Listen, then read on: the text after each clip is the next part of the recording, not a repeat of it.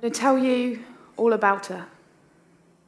I'm going to tell you how she could hold the moon in her hands and make it look weightless. How she multiplied the smiles across people's lives and saved those lives every day. I've never known anyone to care like she did, to give like she did, to package up a love and hand it over to the world like she did. I haven't seen it or felt it since.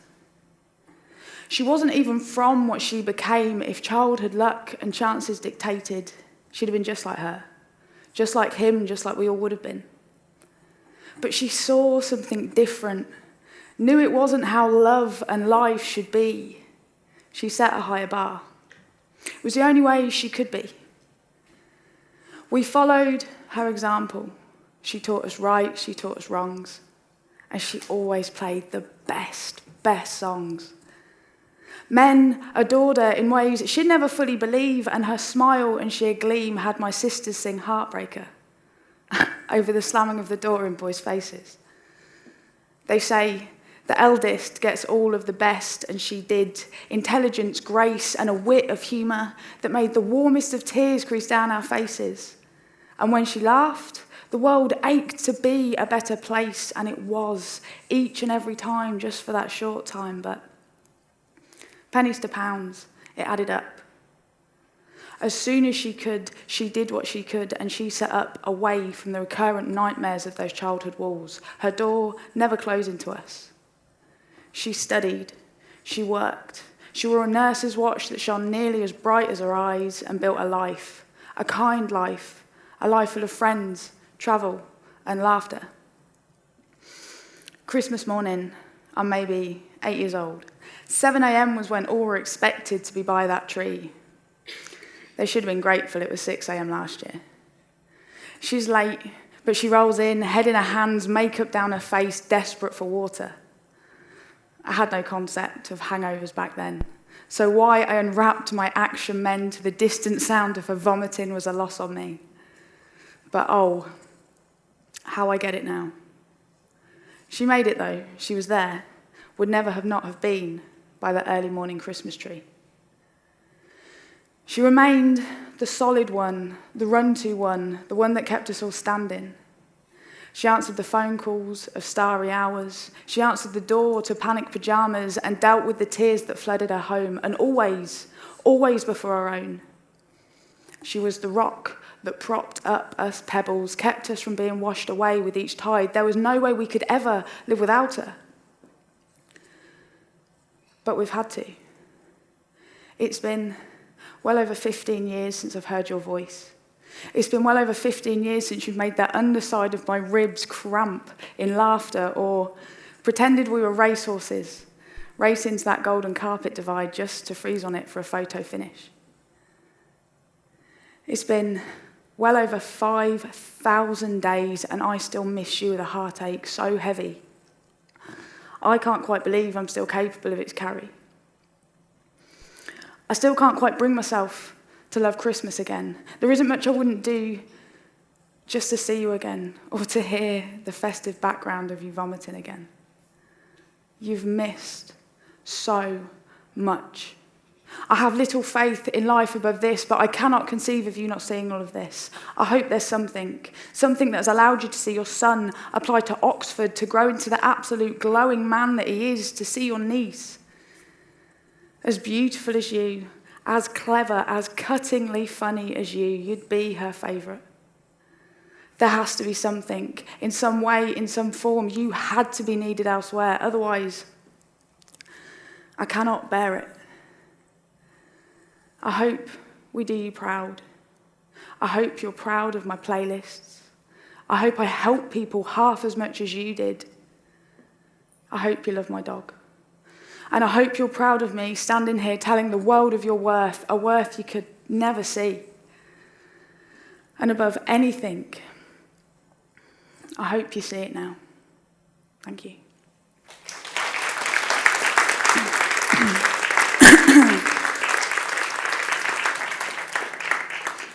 So I'm going to tell you a little bit more about Emma.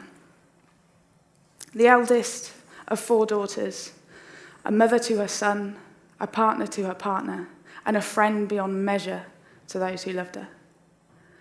She glowed with life throughout life and left an impression on everyone she encountered. Her energy didn't just light up rooms, it rippled, impacted, and spread through them like Christmas, but all year round. She had 20 years of life on me and protected me from the day I was born. We weren't all that lucky on the parents' front.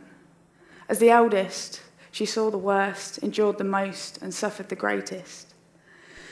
It's common for siblings who grow up in abusive households to grow into similar adults, but Emma could never have allowed that. She was the nature that fought the nurture. We idolised her. She was the leading influence, the impeccable example, the final word, the wise one, the mother we should have had. She never faltered.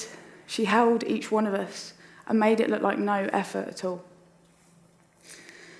Not only was Emma the responsible and all-knowing one, she was funny.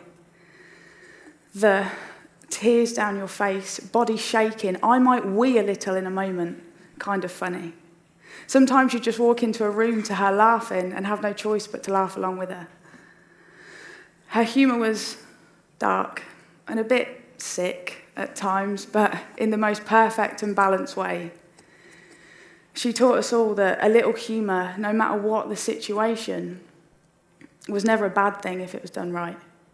At least you laughed, just for those short few seconds, no matter how bleak. A few half trips around the world, some steps on her career ladder, and many drunken and hilarious nights with photographs later. She found herself working as a mental health nurse in a family-sized home with her partner, her son, new car parked on the drive, money in the bank. She had it together. From the outside, she had it all, but yet remained so humble, you'd easily forget. It was only about a week or two before her death that I saw Emma vulnerable. My whole life, she had been the consistent epitome of strength.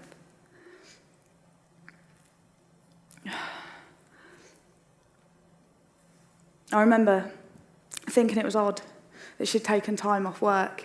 And I remember asking her if she was okay, and she just said she was a bit stressed and she wasn't really sleeping.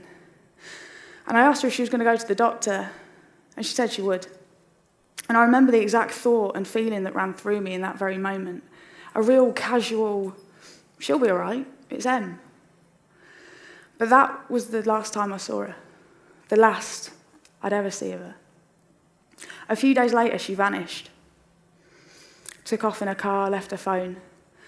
And not long after she was reported missing, her car was found at a local country park near where she grew up, and her body was later found by a passing dog walker. None of us saw it coming. The shock is something I don't think I'll ever be able to put the words to.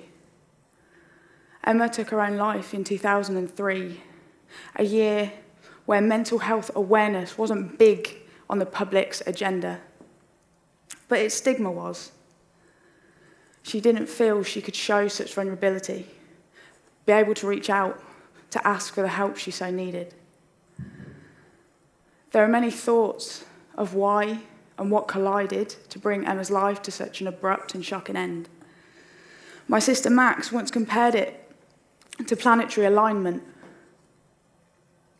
And if just one of those planets had been slightly off course, she may still be here with us today. Advocacy for mental health has stormed this last decade, and it's amazing to witness, but it's not enough. Suicide rates in women have dipped by a point of a decimal, with our boys now at an extra 0.3 out of 100,000 since 2003. For women, for men, for everyone, it's not enough. Still too many lives are being lost. Still too many families are being ripped apart simply because we credit too much strength to strength. Taking that step to wave your hands in the air when your head is submerged, is something we would naturally do in that situation. So why do we fight that instinct when it comes to our mental health? Too many of us feel the need to stay strong for the people we love. Too many of us feel like we would be letting those people down just by admitting we don't know how to do this anymore.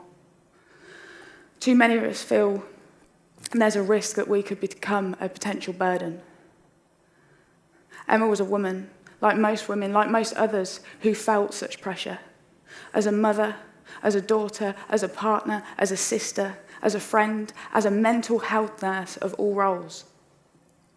It took its fatal toll.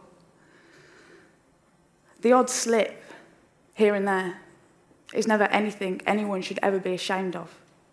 In fact, it can actually give you more momentum when you get going again.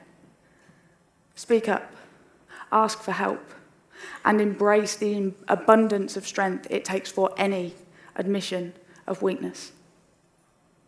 Thank you.